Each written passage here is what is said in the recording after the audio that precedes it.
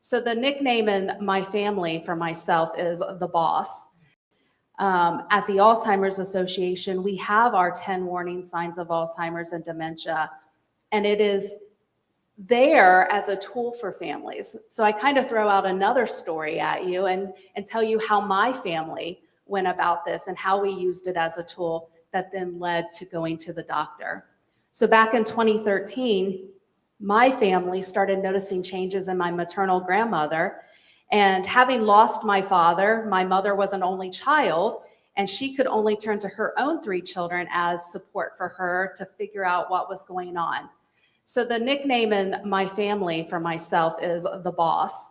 So my family said, "Boss, what are we gonna do?" And I said, "Okay, let's look at these 10 warning signs," right? And we have a beautiful worksheet that kind of gives you those signs, gives you some examples of maybe this is normal, maybe it's not, right? And we sat back and observed our grandmother for 30 days, for 1 month. We all just kind of observed our interactions with her. We all had to get into the car with her. That was one of the tasks, right? And that was quite eye-opening, I will tell you that. But we all came back as a group at the end of the 30 days.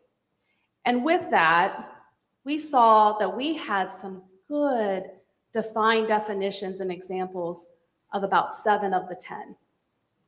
And I know that sounds alarming, and it was for us.